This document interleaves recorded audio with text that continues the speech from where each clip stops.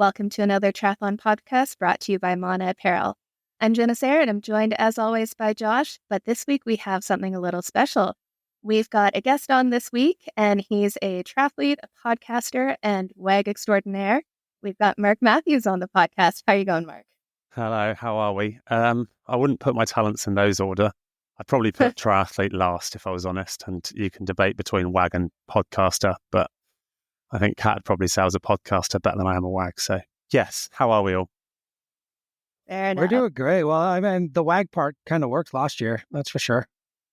Yeah. And the triathlete part's coming back this year, so we'll see. Yeah, I did one last year.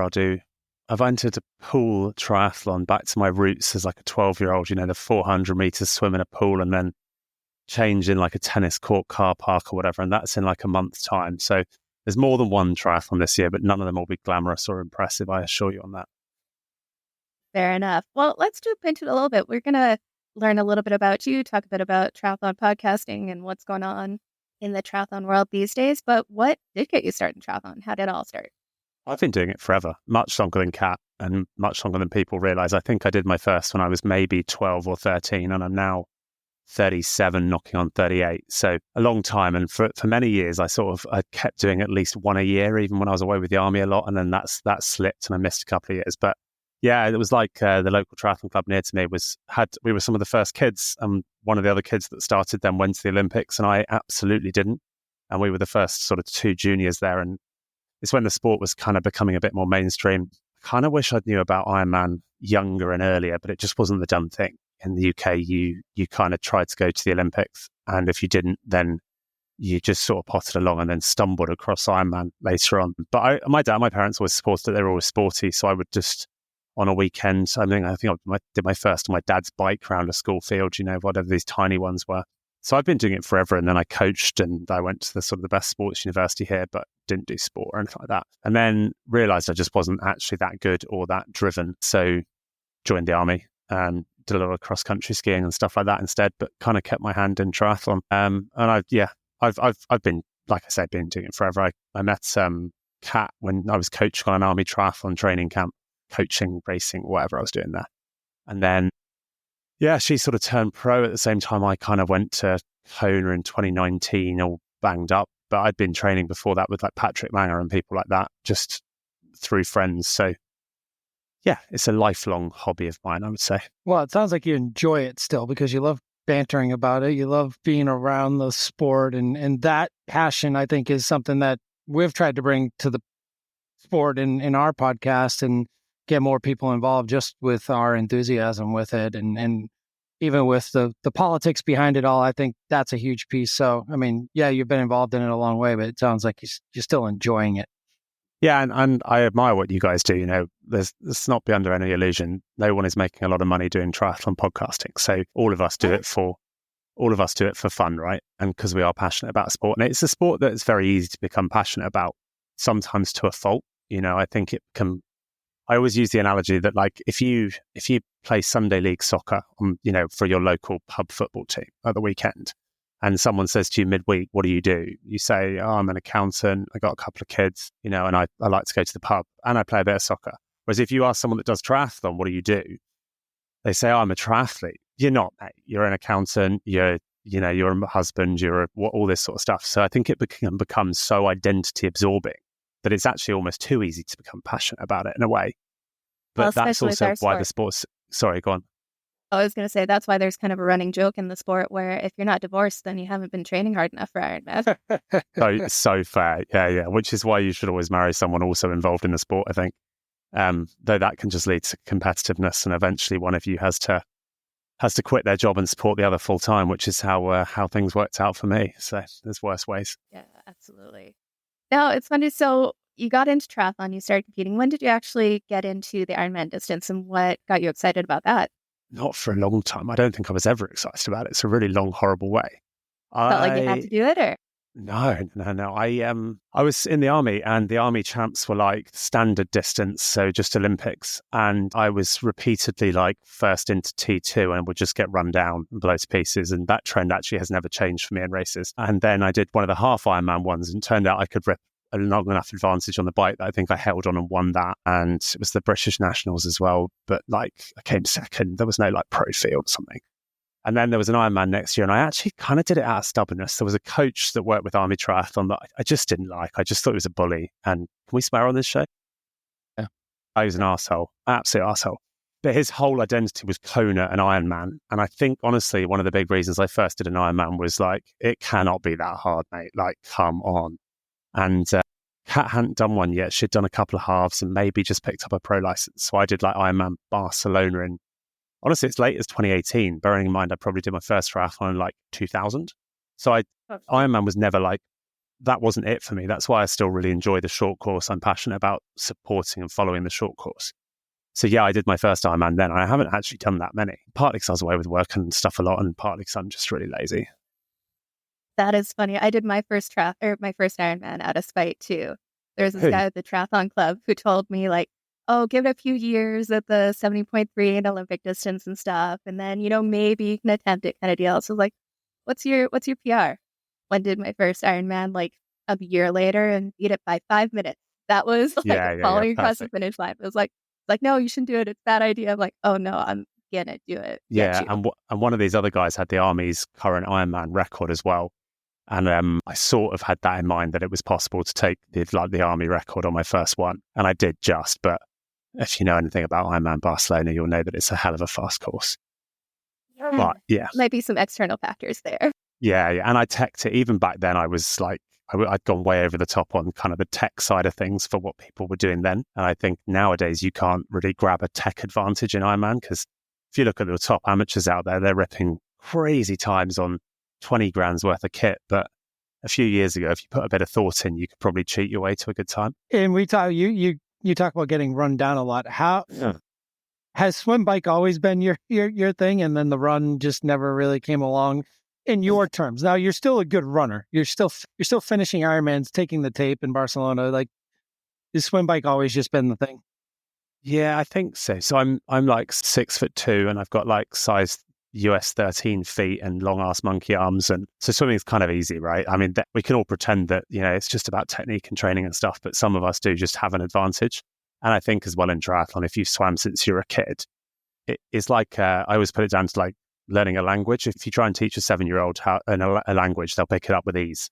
And if you try and teach a 30-year-old, they'll really struggle. And it applies to swimming as well. So I think anyone that's an amateur that comes from a swimming background, or at least just did a bit of club swimming as a kid, will always have that advantage. And then on the bike, I think with cycling, you just get fit the more you do. And it's just not true for the others. And I also think you retain the fitness way more than you do the other two. So if you put on 10 kilos as you get a bit older, which I've definitely done, on a flat bike course, it doesn't really matter that much. You can still just retain the fitness, push the power. Whereas running, I think it really responds to volume. Yeah. No, that makes a lot of sense. I've actually seen it a lot in my training. Jen and I talk about it all the time. I got an opportunity to go to Puerto Rico a month or so ago, and just that 1 week of training just completely flipped my training for the rest of this block going into Oceanside, and the volume's been able to respond and dropped like 7, 8, 9 kilo. It's made a huge difference in the run. So definitely feel you on that one for sure. The thing about the weight is such a touchy subject in like modern thought, because if you push the narrative that light is faster, you run the risk of people making bad decisions. But the hard truth that no one ever says is that everything else being equal, lighter is faster. But the problem is maintaining everything else equal is the hard bit. As you lose weight, you become more injury prone, or you may push less power, or whatever it might be, but you are faster for it. Still got to find a way to take 120, 140 grams of carbs an hour down too. And how nice is it that we now do that? Back when both of you did your first Ironman, you were running on 50 grams an hour, right? Because that's all you could really absorb. The sport has definitely become easier because of that as well, which I think means that you can rock up and do an Ironman off a lot less than maybe you used to be able to do.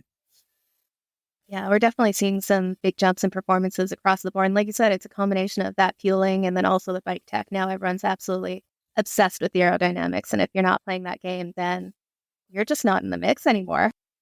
Yeah, and I'm not that good a cyclist, really. I think I understand how to push power. And that comes from like having done it a long time. So don't go out and just hit your average power target.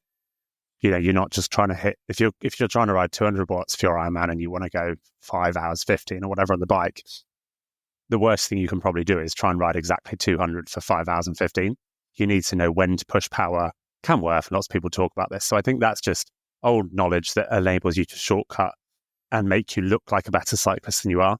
And then the second one is tech, right? I steal loads of kit off Kat. I badger her sponsors and all. They're very nice to give me stuff. I was rocking up relatively unfit for Talon last year in a custom-made skin suit, all fitted out. Everything was tricked, waxed chains, seals out of bearings, all sorts of nonsense, because I find it fun. And again, it just makes you look like a better cyclist than you actually are. But I'm very lucky that I have the time and resource to do that kind of stuff. How'd you get into the tech side of it all? Was it because of Cat, or was that something that you always kind of like tweaked around with your own stuff? I've always loved it. I think now, like, if I was one of those influencers that wanted to kind of have a bit of social clout, I would claim I've got ADHD, and I'd self-diagnose and I'd talk about it endlessly. But the reality is it's probably slightly true. And the only thing that I ever find that I do where I will put my phone down and not do anything else for a long period of time is playing around with bikes in the garage. And I've done that since I was 12. I was building my own bikes with secondhand parts as a kid. And then that just leads on to, as your interest becomes more performance focused, you then just like to lean on. And I've got a bit of an engineering background and stuff like that. So I kind of guess all those things come together to make it a passion, and it's a hobby rather than it is necessarily vital for performance. So me spending 6 hours in the garage tinkering with bearings for my bike for Talon isn't because I think that gain is actually worth it. It's because I enjoy the 6 hours in the garage tinkering, if that makes sense. So I'm not saying to people you need to go and waste your time doing that. But if you enjoy it, there is probably some advantage to be found as well. That must have been a cool experience then at the Sub 7, Sub 8 project, where you had a bunch of minds around the bike tech and trying to go as fast as possible and playing with some of those guys trying to dial it all in. I think we missed out because Lucy dropped out deliberately very, very late. I don't know quite why. And we Kat got the invite about 4 or 5 weeks out, and we were basically on the way to St. George. I will say that's the best week in sport I've ever had. And I've been to, all sorts, whether it's like cross-country skiing events or crazy, endurance competitions and stuff like that. It was the most fun I've had at a sports event. We didn't get the time or resource to do the bike tech, so we didn't showcase anything, but it allowed you to nerd out a little bit on, it was actually a logistical challenge, and that was also fun. It was like trying to find 6 girls that could push X number of power for however long you wanted, working out without being able to practice what the best methods were, and then just getting together all the other bits and pieces. But yeah, that was probably the most involved I've actively been, because we didn't have anyone else. Like, the others had custom wetsuits made, and Joe Skipper's team or Alistair Brownlee's team, Alistair would have won that by so far if he was fit, just because of the swim. So we didn't get to see that. So far. But, they had like Dan Bingham, who broke the world hour record. And in the team, they had Alex Dowsett, who's won multiple Grand Tour stages and 6 times British time. They geeked out, and it showed on their bike time. What did they average? 56k an hour for 112 miles? What are you talking about? Yeah. What? Yeah. So, it's always a fun memory when that gets mentioned, because it was a lot of fun. Oh, that track was fun to ride on too. It was so fast. Yeah, it was fast. Yeah, it was a nuts event, and it got good coverage at the time, but it was recognised as what it should be. It's not a record of any sort. It was just a standalone achievement. But because they had Christian Blumenfeld there and, all that sort of stuff, it was awesome. I would love to see a repeat of it where you could pick your own teams and do something around it. It would be we would jump at that opportunity. That'd be cool. They really got lucky with the athletes too, because that could have easily been a blowout on either side, and it just would have been boring to watch the entire time. Yeah, I thought it was going to be a blowout on the men's side when Skipper swam that badly, but luckily his team, I can't believe how badly he swam. I love Skipper. So back when I was racing as a kid, Skipper was racing. We used to race around these school fields when we were 13 together. Yeah, he was shit as well, I will just say. He couldn't swim then either, but he was always a good cyclist, and then he got better and better and better and better. But yeah, no, that was fun. And Anhau ran past Kat, and not Anhau, Nicholas Birrig, sorry, similar. Yeah, it was good. Real good. It sounds like you're going to be doing some long distance racing again this year. What do you got on the calendar outside of your car park super short distance? That's in a worryingly short amount of time. I'm doing Challenge of Roth. I'll be honest, we're shamelessly doing it because it's a bucket list event, right? Everyone, I think if you do Ironman, you should try and do Challenge Roth. Like it's kind of the mecca of long distance outside of Kona, and actually as an athlete experience, by the sound of it, probably better. It's got lots of people there. Germany know how to throw a beer party, and so there's that. I want to do it at some point. Challenge and Felix, and who runs the event, and Belinda Granger, who you'll have heard on commentary if you're fans of the sport. She's kind of the pro athlete liaison for Challenge. They kind of want our podcast to go and do the live series there like we've done from Kona. So in return, we were like, the chance for a couple of entries. So me and Kyle, who also does the podcast with me, are going to go and crack Challenge Roth. Who's going to be fitter? Relative to their own abilities at the moment. Yeah, relative. I didn't say who's going to win. Yeah, I think Kyle is taking it much more seriously right now than I am. He's got himself a coach. He's banging out regular training. He's putting my hours to shame. But if you measure fitness in terms of speed and time, I would rather die than have Kyle beat me. So in my eyes, there's not much worry there, but we'll see. We'll see. All right, just put a few hours in so we don't want to lose you. Oh, no, I couldn't. I just couldn't face it. What I'm really bad at is I'm always like the crocodile closest to the boat kind of. I have this grand idea every year. I like really fast, and I'll start training in January the 1st, and then suddenly it's March, and you're like, probably should start, and then it's 6 weeks out from a race. I'll really get going. Well, that brings us to the podcast. So you're obviously on Pro Tri News, and it's something that's become very popular over the last few years. You get a lot of insider info, which is really great to see and get a little bit more perspective on the sport outside of just the age group or experience. But how did that all start? It seems like the most random group of people, really, when you look from the outside. How'd you guys all get together? Yeah, I mean, the group, I would say it is random, but me and Pat are very similar, and Kyle and Talbot are the same person, essentially. They're two Oklahoma boys, Bible Belt South, kind of grew up around the sport. They were hardcore fanboys of it, best friends since they were kids. And then Pat essentially is Gwen Jorgensen's wag, though he's an agent on the side. He's an ex-pro cyclist, so he's quite athletically good at that. He's quite kit-minded. So we're kind of two pairs on there. They had actually already started it. So the three of them started it, and they started it because they basically every week would have a call where they talked about what was going on in the pro racing that weekend. And then after the racing, they would all call and like just talk about what happened. And then they were like, we should record this. But then very shortly after they started, it was Ironman Tulsa, which was a great race. I'm sad that's gone. I kind of met Kyle and Talbot. I think they came over to shoot Patrick Langer in Texas when I was with him. And they knew that I was Kat's partner. And they were like, oh, will you come on the show and talk about, the race a bit with us? So I went on and it just kind of clicked. And then we went to their house after the race to record the post one. They got their guns out and they were trying to show us their guns. And as an current army guy, I was a bit worried about these kind of lunatic Yanks waving their guns around the kitchen. But anyway, we then carried on the pod, and we're like 3 years in now. What episode number are we? We must be on hundreds by now. So yeah, it's always amazing to me how many people actually listen to it, because it's a lot of shit, and often we're wrong, and often we just ramble. And I'm amazed at how many nice people come up and say they really enjoy the pods at random places. And that's honestly the only reason any of us keep doing it, because people seem to enjoy it. That's definitely refreshing, especially after watching a lot of the content before is just pro YouTube channels and stuff. And everything's very politically correct and making sure the sponsors are happy and no one upsets anyone. So it's nice to just have some opinions where people actually throw it out there and aren't afraid to ruffle some feathers or piss someone off once in a while. Yeah, like there's a tricky balance as well, because actually we are all there was a podcast for a while called Try Starkey back in the day, and he he just upset everyone. He just said some really crazy stuff. What we realized was missing in the sport was a pro focus one.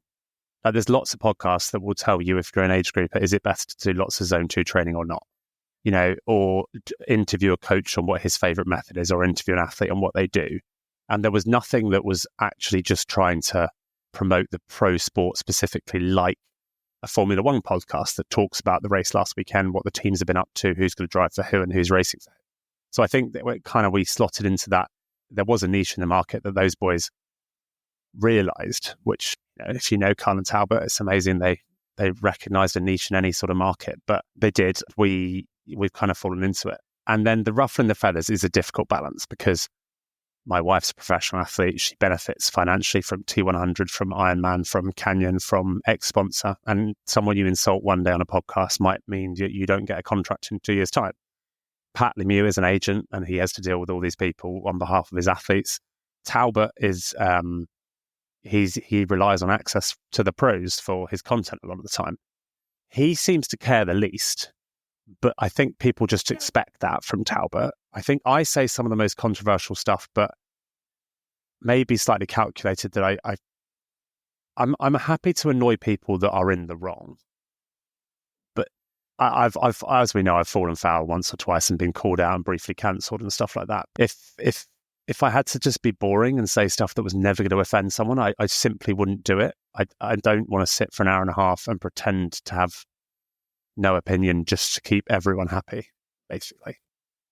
Yeah, but you're backing it up with your understanding of the sport, the industry. You're not just starting rumors or throwing out your opinion so much as you are saying, this is how I feel like the sport should be going based on where it has been, where it is, where you think it should be going. Well, you guys have done a great job with all the drafting stuff. I mean, that is legit started to make a change, and Race Ranger now being part of the sport. Like, what are your takes on what you guys actually have made as an impact? I mean, I think the biggest one, and it's all credit to Talbot, much as I knock those two as a joke, was actually the registered testing pool for World Triathlon to draw in T100. I don't care what they say. The only reason that T100 athletes that weren't being drug tested as part of a registered testing pool ended up on a registered testing pool funded and put on by World Triathlon was because Talbot started a survey to speak to every pro that we had access to because of the podcast, find out what testing pools they were on, then we cross-referenced them to make sure it was accurate. And then we just presented this data that actually X number of people are not being routinely out of competition drug tested at all. And they're racing for a supposed world title at the T100. I mean, ridiculous, absolutely ludicrous. And it was Ironman actually funding all the bill pretty much for anti-doping in long-distance triathlon, whilst T100 profited off Ironman's work, whilst also simultaneously deliberately trying to undermine Ironman for their own gain and status. And I think it's worked out pretty well for both of them. They now both have successful series. That, I think, is the biggest thing where we had quick impact, and it really showed. The drafting one is still yet to come to fruition. We get a lot of pushback on that, and I'm not as hard on it as Talbot. I think drafting at the legal distance is actually part of the sport, and that's why the distances are where they are set. I think the faster athletes go, the bigger that relative advantage gets, which is why the distance now needs to be extended. That's my maintained opinion. But the head referee and people at Ironman have been there a long time. And this guy used to say, like, fact, you get no draft at 10 meters. I mean, that's just a lie. It's just an outright. It's just not, it's like it's something that would come out of Elon's mouth on Twitter. It's just nonsense, right? So we're still struggling with Ironman on that one a bit. We'll get there. And then they come back saying, like, we can't have different rules for the age groupers versus the pros. There's not enough room for age groupers at 20 meters. It's like, okay, come on. You already have different rules for the age groupers and the pros. Exactly. Pros aren't going to rock up and say, oh, I didn't know. Yeah, and then the excuse is always, when age group men get involved in pro women's field, well, don't get me started on that problem. Like that, let's solve that. So that's not an issue. And then your naff excuse for why you can't have two different rules is therefore no longer an issue. Like age group men getting involved in pro women's fields on the bike is so easy to fix. It should just be internally policed by the age group men and the pro females themselves with a bit of integrity. And why can't you? Even then, if you have an age group man, the pro female has to sit 20 meters behind them. If they've caught them, they're going to get dropped at that pace anyway. And then two age group men together can ride at 12 meters. It's a bad excuse, in my opinion. Now, and you guys were talking about potentially doing some testing around that 20 meters with some aero sensors and stuff. Is that something that we're going to see? Well, actually, I'll give big kudos to, we almost ruined a whole thing that PTN, no, that's us, help me out, GTN, thank you. They were going to do this already, and they've got some race ranger units, and they've started doing some work on it, and they're doing it across a period of time. And we suddenly said, but they hadn't told anyone, and we suddenly said we were going to do this. And it would kind of have slammed on some plans they had for some content they wanted. They want theirs more for content than anything else, and we like those guys. So I think that sort of kind of took the impetus out of it a little bit. But the other one was, we don't need to do it now because Ironman have essentially recognized it. So Jimmy Riccatello, who's the head ref about Ironman, he said, well, the study will just show you that, of course, you get less draft at 20 meters than 12 meters. I was like, okay. So now what's your argument? Like, I thought there was no draft after 10. It changes, mate, people's mind. As people should change. I admire the lack of stubbornness that you change your mind. I would like to have seen the study done. I offered to do it. We'll see. We'll see if it's still required. We have different ideas of how we would do it. I would do it much more scientifically, probably using this long 2K tunnel we have here in the UK that's like a controlled environment, whereas Talbot wants to do it more based around some content for Lionel's channel and stuff like that. I think if it comes to it now, what you'll get is if they won't recognise this, we will do a quick scientific, fairly unglamorous, but fairly hard to argue against piece. Do you think that all of these leagues, organizations can continue to coexist, or do you kind of see short course falling off? Or, because of the Olympics, short course is always going to be around. And how do you see Super Tri and World Triathlon and T100 and Ironman all coexisting going forward? Unamicably, as always. Short course will continue to exist as long as it maintains itself as an Olympic event. And partly because the Olympics is prestigious around lots of the world, it becomes less so. But actually, when you have amazing games like we had the last Olympics, Paris was a super success. The viewing figures were absolutely through the roof. Sponsorship associated was massive. So the Olympics, thanks to Paris and kind of an amazing Olympics, they seem to have redeemed themselves a bit. And I'm talking across all sports rather than just triathlon there. Triathlon short course will exist as long as it stays in the Olympics. The other nice thing about that is it naturally leads into a healthy pathway. Athletes can be developed as juniors, running relatively safe distances for young athletes that's kind of inexpensive for parents, etc. They can do lots of short races, and then they end up trying to go to the Olympics. Then the natural step off for them becomes where the money is. Now, there's much more money outside of short course, and the T100 fills that next stepping gap probably quite neatly, but it's a small field. So then how do you get into that field? If you were not a superstar at the Olympic style, you're not going to feed straight into the T100. So where else do you go? Well, you go to Ironman, you go to Challenge. And then whilst age groupers still want to do the sport, and they're doing it in bigger numbers than ever this year, or certainly since COVID, registrations are through the roof for Ironman. Ironman will exist because they're making a lot of money out of it. And whilst amateurs exist buying $15,000 bikes, bike companies will pay pros to ride them. So I think they're going to kind of have to coexist. I think the most likely to slide away is someone that relies on a new funding source, which is T100 right now. They don't have a sustainable age group field, so they can't internally monetize through age groupers like Ironman does. And they rely on funding. And that funding, I think, is kind of promised up against viewership figures. And so if anything drops away, it'll be that, because they haven't realized this dream. But it would be a shame. Yeah, we're definitely seeing them make the shift more towards an Ironman model where they're trying to get age group racing on the side to have a bit more sustainability, it looks like, within the sport. What do you guys think of that? It's interesting. I think it was pretty obvious pretty early on, and we've seen it even with Super Tri. People like to watch triathlon, but not enough that it's sustainable to have a long-term business model. It's just not going to be a thing. Ironman is the monolith, has been around forever, and there's a reason for that. They charge a lot of money to do these events, and they have the name and the brand behind it. T100, I'm kind of curious to see how they go. There's one saying you did a T100 isn't a big thing right now. No one knows or cares compared to saying I did an Ironman. But the funny thing I've been seeing from athletes that I coach looking at T100 is some of them are shying away from doing the 100K distance because the swim is longer in relation to the bike and the run, which is so funny because it's such a mind grouper or age grouper mindset in there. But that's legitimately turning people away. Yeah, it's such a small amount longer. And the people that are shying away from the extra 100 aren't going to be winning their age group because they can't swim an extra 100. So why does it really matter? But I see the same thing. I agree. I wonder, though, Pat made the good point that though they haven't announced all their races on our podcast yesterday we recorded, Pat pointed out that with Ironman being so full, will T100 benefit from their overflow? Okay, I can't do these two 70.3s I wanted to do. Well, I'll go do T100 London instead. That could be true. Yeah. The thing with T100 too is they're charging Ironman prices for not quite that Ironman prestige yet. I know, at least in Canada, the T100 is more expensive than the Ironman 70.3s over here. So yeah, curious to see how that'll play out. And it didn't start out like that, did it, either? No. Yeah. I think, the other thing that we talk about too is because of the expense. I don't think you're going to see the numbers of people traveling to get to a T100 event that you see traveling to get to an Ironman destination that they've known about and put on their list for years, whereas now T100 is still adding destinations. And okay, well, let me plan 5 years before I get there. Well, will it be around in 5 years, I guess is the question. And that's always something like our bucket lists are, where can I travel to go race? And T100 is just now starting to attract that.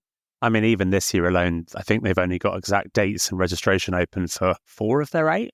5, they've still got races. They've just moved the date of Vegas. And I think if they really want to monetize long distance triathlon age group participation, come midsummer, May, June, July, whatever, they need to announce all their dates and locations for next year. And that's the only way you will get real hype and excitement about filling up your races, I would say. That being said, from what I've heard from age groupers, is the ones who have done them absolutely loved the experience, got some great swag, and they've had a blast with it. So if that word of mouth can spread, yeah, correct. Yeah, you're right. The swag's super good. The age group experience is super good. If you're a fan as well, like if you follow the pro sport and you do it yourself, why not go? You got to see Taylor Nibb smack down a field. You'll see Van Riel, Yellegeens, Hayden Wild. You'll see Kyle Smith. You'll see all these amazing athletes go properly duking for it. And you can watch them because they always race on the closed course. It'll be separate dual weekend. I can see the appeal. I could see it working. At the moment, I think they're just struggling with confirming locations, times, stuff like that. And it sounds like they're trying to be conscious of when the other leagues are scheduling their races and their world championships and a lot of that. Shit. I'm not having it, mate. No, I'm not having it. I'm not having it. I had a race the week before Kona last year. Yeah. I think one of their races is slipping into basically clashing with 70.3 Worlds. Right before. I would say, honestly, if they thought they were number one, they wouldn't remotely consider it.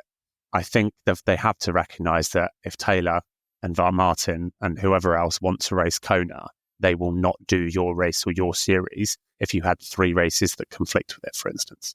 So yes, I think maybe you're right. Maybe I was harsh there. They probably are cognizant of it, but not for any kind of reason of good sport or charity.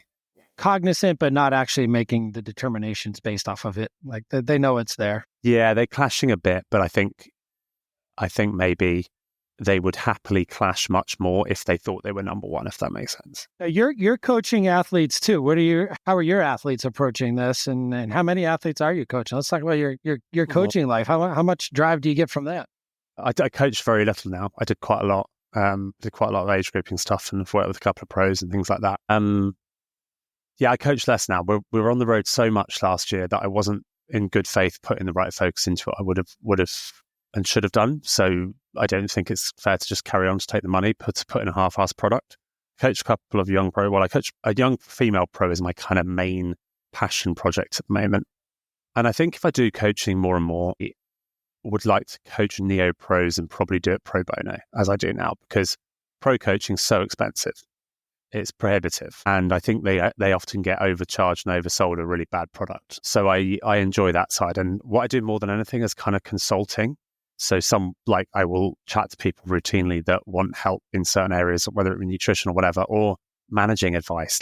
I speak to other pros about contracts should they be signing, or is this agent doing the right thing? And I get way more satisfaction out of that than I do building a training peaks, because age group coaching, that's pretty much what it is. You might get a few that you're really passionate about, but actually a lot of people are just belt feeding, copy and pasted training peaks programs and charging $400 a month for it. And it's a good living, and perhaps I should do it more to kind of future proof ourselves.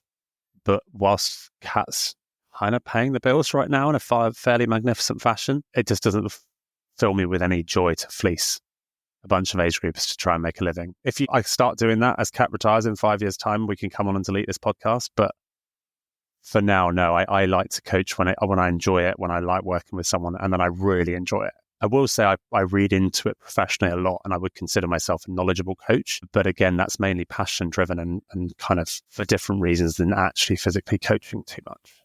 And time consuming, like you said. So you gotta have the time to do it. And it should be time consuming. Yeah. Well, speaking of Kat and following her around now, the T100 series last year, she definitely made her mark on it. I want to know, we hear a lot from the athletes, what it's like being a part of the series, but what's it like on the other side from, like, you've been, I think, nominated number one WAG in the sport there. So what's it like from the other side with the supporters behind at the T100? Firstly, I am not the number one mag at all. I mean, Eric Langstrom has surely got that sewn up. That guy's capacity for work is unbelievable. Paul is like, go on.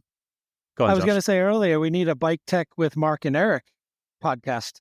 Eric. Yeah, I think Eric's certainly better than me on the mountain bike side. He's SRAM, I'm Shimano, so we would have differing opinions on that. Well, you cover the whole world then. Yeah, possibly. Now, Eric's, I admire Eric for his capacity to work.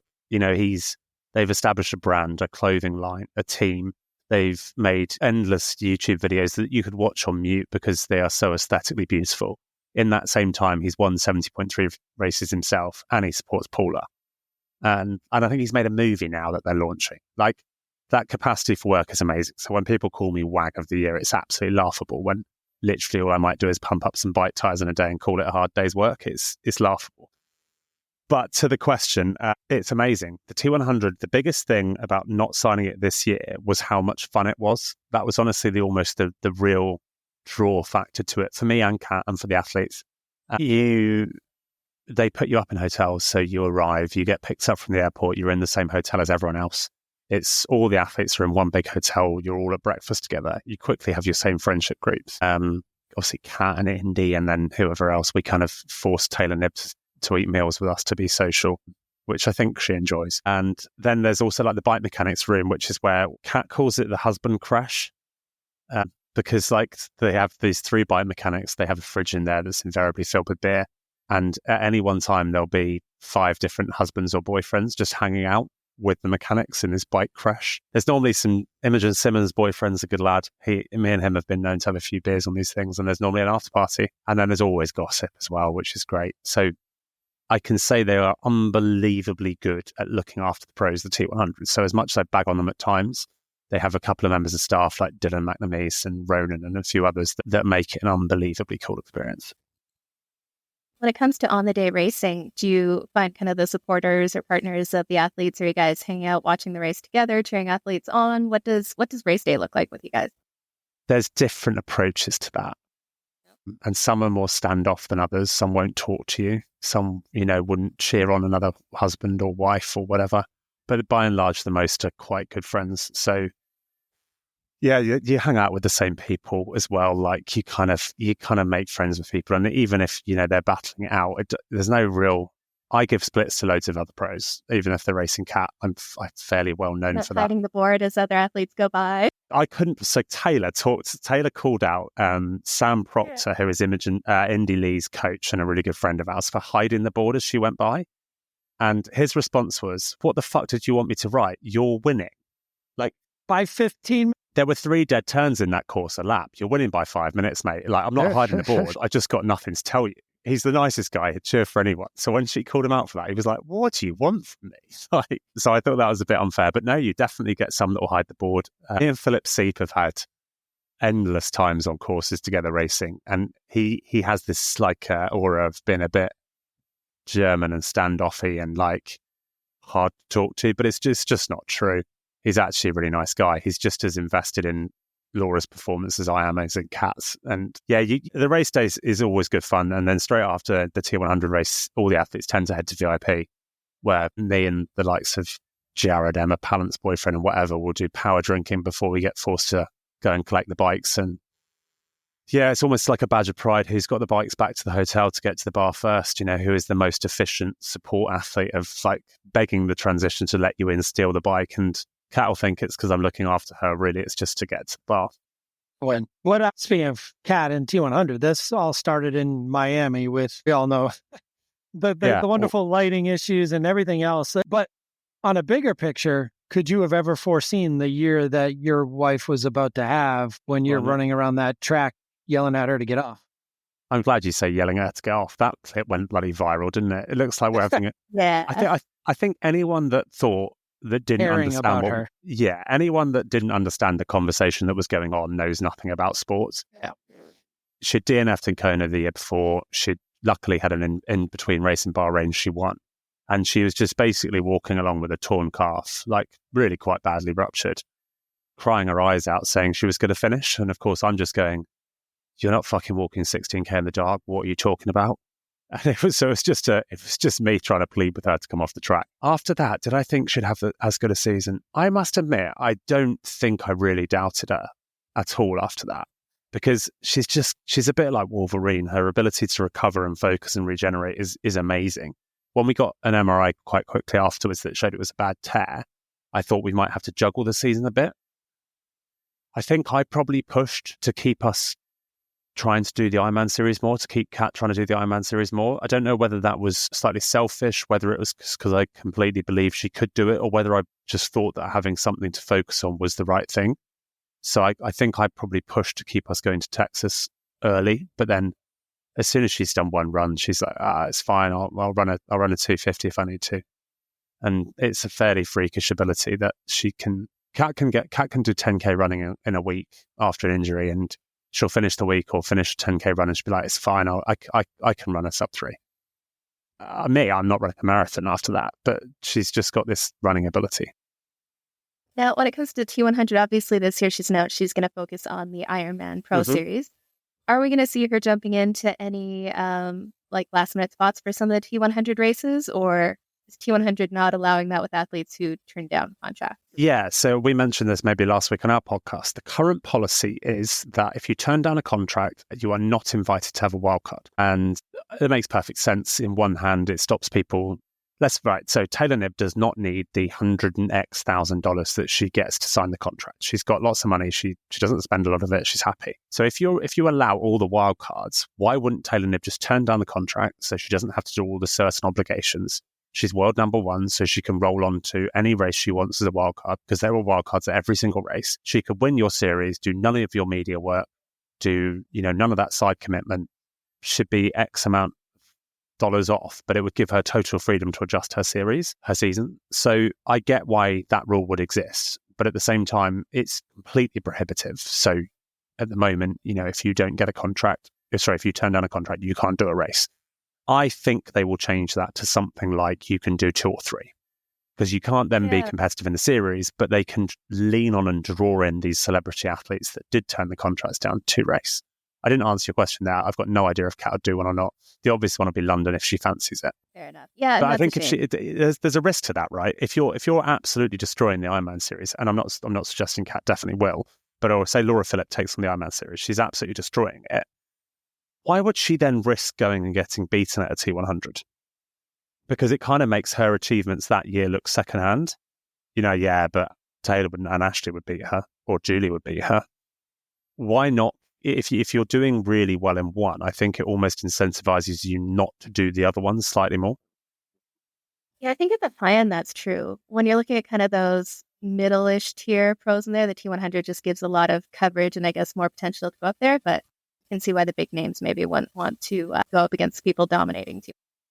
Yeah, I think though they are such fun events and they do get good coverage. Think if Kat's healthy and all that sort of stuff, I think she would dip into 1 or 2 if invited for sure, because they are fun. But chasing one of those big fat checks that says $200,000 at the end of the year is pretty nice to do too. And I'm sure that was a pretty big factor in the decision on which way you went. Yeah, the money's actually like, if you win one or win the other, depending on how many races you won on the way to get there, the money is, even if you factor in the signing fee for T100, the money is probably remarkably similar. So yes, Ironman now having this ability to earn big checks is great, but I don't think it's necessarily a money decision. I think it's more that Kat's come second at 2 Ironman World Champs. She's come second at 270.3 World Champs. She wants a World Championships. And one of the series includes that, and the other one doesn't. So you have to do it on top, or you do it as part of. And also, Ironman they've become way better at looking after pros. They often have accommodation now. They have athlete hotels at some of the big European races, or they'll put their better pros up at other races. Their media guys are the same people. They kind of are generating that event experience that you get with T100 at their own races. So we just quite like Ironman as well. I get on with a lot of the people in the company. So does Kat. They've always shown her a lot of respect. And, they have the big event. They have Kona. Did Ironman do anything with their pro scheduling of races this year? Because I noticed that they just opened 70.3 George for a little window, but like that became kind of a debacle where everyone, Cam Wharfs of the world, just signed up for every race, and there was no more spots left. Because Cam Wharf's racing Ironman New Zealand supposedly this weekend, so we need to see if he's actually turning up to a start. If he's actually going to show up. So my theory is that they have done something. They are not publicising what it is. But I think they are doing that so they can make discretionary slots available for high-profile athletes. And sometimes bureaucracy can limit you doing stuff that you wrote the policy to try and do. So if you write a policy that's based around certain world rankings and points, and if you're above X line, we're allowed to let you in, even if it's full, we've held these slots, blah, blah, blah. There's always a case where Jan Frodeno says, I want to make a comeback. I'd quite like to race Frankfurt. And they go, oh, we've wrote a policy where we can't let you in. Whereas if you don't publicize this policy, you're kind of given this flexibility. So I'm sure they have it because the Norwegians announced the day they entered Oceanside and the entry had been long closed on the website. So I'm certain that they've put something in place, and having spoke to Ironman, I kind of know they have. And I think it's right. I don't like this idea that actually getting a slot to an Ironman series event is whether you stayed up till midnight to book your slot like you're booking your spin class at the gym that always fills up. But that shouldn't be how we decide world titles. Well, especially with some countries' qualifications are easier than others to get a pro license. So there are definitely a number of pros that. And actually, weirdly, more countries are making it easier than they are hard.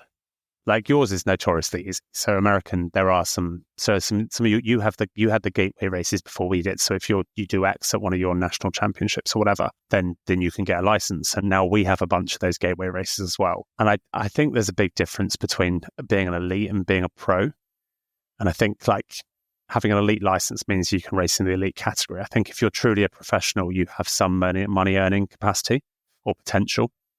And I think a lot of elite triathletes aren't professional triathletes. And when those elite triathletes' entry impinges on the earning of professional triathletes and the results of professional triathletes, you're kind of merging these two types of athlete to the detriment of those that it is their profession. Challenge there me on is that, no minor leagues. Do challenge me on that, because that is a fairly elitist opinion of it, but do remember I'm certainly not one of those. No, that's fair. And it's interesting to see the different qualifications. Like Canada here is significantly different than the US compared to the UK. And you definitely see that within the pro tour racing within the Ironman series too. You can have, I think Spain, if you've gone sub 9 hours, or it might even be sub 9:15 at an Ironman, you can just buy it. Or, I mean, yeah. And if you want to go to Chattanooga and do a downriver swim or California or whatever, going sub 9:15 is, you would be 2 hours behind what is possible on that sort of course. And all you had to do was pay for a license and you're on the start list. Absolutely. No, it's good to hear that they're putting some things in place so that we can actually get some of the pro names. I think it was Alistair last year missed out on kind of doing the Ironman Pro Series. Yeah, because he can get into Texas. So I was like, okay, there's a problem. I wonder about that. I do wonder. I don't think I've never actually asked him about it. I think Ironman would have bent over backwards to have Alistair Brownlee racing in that race. I think he probably looked on it, saw it was full and changed his mind and changed his plans rather than pushed Ironman, because there's no way Ironman would have said no to Alistair Brownlee on the start list for one extra bib number. No way. It might be. Seems odd. Bring some attention. But yes, you're right. It was an issue last year, these lists filling up, and it became contentious. I don't think we'll see it this year. Hopefully. Good to see. Well, we have a couple kind of quick fire questions that we usually ask our guests on here. So if you don't mind, we'll run through some of those. Just kind of silly stuff. Nothing too serious. Some good answers, I think, coming. We have gotten some interesting ones through there. So we'll start with, what's the weirdest thing you've ever eaten during a race or training? Maybe you're bonked on the side of the road, have to get something from the closest gas station. Have you ever had anything interesting to get you through? No, I eat a lot of shit. I actually go salt. I've eaten a whole tube of Pringles, sat in a gas station, just smashed a whole tube of Pringles to get home. Nothing particularly weird. I don't think I've ever been that remote. I mean, I used to have like full English fry up at the cafe stop. And I mean like black pudding, bacon, sausages, eggs, fried toast, everything, and then do a chain gang home. And I don't know how my adult stomach would handle that now, but my 50-year-old stomach seems to be able to do it. It would definitely be interesting. Mark and I were bantering on Instagram the other day to try and get Patrick to get Kat a Pringles sponsorship. Yeah, I would love her to have a pro. But there was joke of a Domino's sponsorship for a pro athlete would be awesome, like a fast food one. Because there is that Swiss girl. There's a Swiss girl that has McDonald's as a sponsor. What a legend. Yeah, that's so cool. But yeah, McDonald's that's fries. There's your salt, your Oh, carbs. sodium meat. Whatever those potatoes they use are called. Go on, next one. What have you got? So if you had to race a triathlon paired with another pro, who would it be and why? So this could be someone who would make you go faster or who would just be fun to... Right, let's not say another pro. Let's be very clear. I'm not another pro. Who would I have? They would have to be a decent swimmer. I mean, I would have to have someone I could have fun with that is big, that I could get a lot of draft off. I would say Laidlow, but having briefly ridden with Laidlow in Australia, I have never seen easy-looking power like it. He will sit at 260 watts, 270 watts, like 27, 28 mile an hour on the hoods, just chatting away to you like it's nothing. But he's quite a big guy. I could draft him. We both have the same bike. We would look good as a pair. And I could probably, if he runs like he did in Kona, I'd probably outrun him as well. So I'd say Laidlow. See a future sponsored Canyon race coming. He would be so frustrated, honestly. So frustrated. If you had to give up one segment in triathlon for life, swimming, biking, or running, which one would it be? For life? Can't do it again ever. So interestingly, I would give up swimming, even though we talked about my running. I think the freedom of running and when you actually enjoy running is beautiful. It's all you need is a pair of trainers. You can go outside. Staring at the black line in the bottom of the swimming pool is rarely enjoyable. And the worse you get at it, you can't lie about it either. You can go running and pretend it's uphill in a headwind and the same on the bike. But the pool clock just doesn't lie. When you're shit, you're shit. And it just reminds me every time I swim that I'm shit now. So it would be swimming for that reason. Gotcha. And if triathlon had a fourth discipline, what would be an activity that you would add that would give you the advantage there? It's so obvious. It's so obvious. I was going to say outside of the bar. Right, yeah. It's 4 pints pre-race, it's 4 pints in T1, and it's 4 pints in T2. And Beer mile to the extreme. I would give that a real whack, yeah. Though if it had to be a sport, I would probably add something like cross-country skiing in there, because I used to be quite handy at it. But beer would be the one. Beer mile is a sport. You could do that. Yeah, it is. But actually, the problem is the beer mile is those little bottles, isn't it? And they are insanely fast. Cody, whatever his name is, the Canadian, is unbelievable. I would have to do it on length and just add more and more pints and just keep going until it's just that kind of attrition race. Beer half marathon. Yeah, but that would be my race. Yeah. One year I challenged Jens Vogt to a beer mile, and he could chug the beers so much faster. I was running a lot faster, but he could just open his throat, drink it down. It was just I had no shot. So who was that fast enough. Who was that? Jens Vogt. Oh, wow. Yeah, cool. Yeah, did a lot of work with Tour de France for a while, but yeah, he can chug insanely fast. Well, he's from one of those kind of Flemish countries, isn't it, where beer is just life, So, well, not Flemish, German, but whatever. So what's your guilty pleasure song that gets you pumped up during training? Or do you just act like a robot and listen to nothing, which I've heard some people say, which blows my mind? No, that's for sick weirdos. I have the absolute most eclectic music taste. I'm actually a bit of a diehard sort of 90s, early 2000s hip hop fan. So the go-to album would be Dre 2001, for instance, is, in my opinion, the best album ever made. But if you went onto your top songs of 2024, it would go, straight away, I've scrolled down. I've got Simon Says by Pharrell Monch, which is like a massive hip hop tune. And the next one is Brown Eyed Girl by Van Morrison.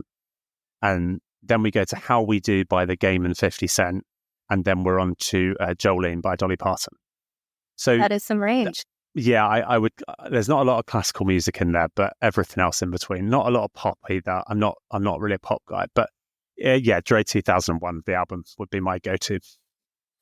Well, last one we'll throw at you here. What is a piece of advice that you've gotten over the years that really kind of resonated? To keep it triathlon specific, a guy I really, really admired, a very good friend of mine, he said, Ironman is just about being comfortable, being uncomfortable. And the person that can find comfort in the discomfort will always do well. And I think it resonates so often in Ironman because you'll be sitting there and your back will hurt a little bit and you want to sit up out the bars, but you just have to recognize that it's meant to be uncomfortable. People that want a bike fit because the bike is uncomfortable TT bikes aren't designed to be comfortable, or your feet hurt, or you're hungry, or you're thirsty. And then you can take that into any walk of life. It's just finding comfort in discomfort. I quite like as a quote. My towel on my trainer bike right now is comfortably uncomfortable. No way. Yeah. I love that. Yeah. Yeah, okay. I would buy that towel, and I don't buy memorabilia or anything like that. But I believe it's actually a Matt Wilper's Peloton instructor slogan or something that he uses that I got along the way somewhere. But yeah, that was what I put down for my 3.5 ride last night. 3.5 hours on the turbo. Yeah. Long time on the turbo. That it's a long grind. It made looking forward to the 3-mile run off easy. God, and a brick run. No, mad. But I never do bricks ever. I can't bring myself. It's the administration of it, and I don't actually coach with bricks. I've never set anyone a brick session in coaching, ironically, and I know we're kind of adding stuff on here.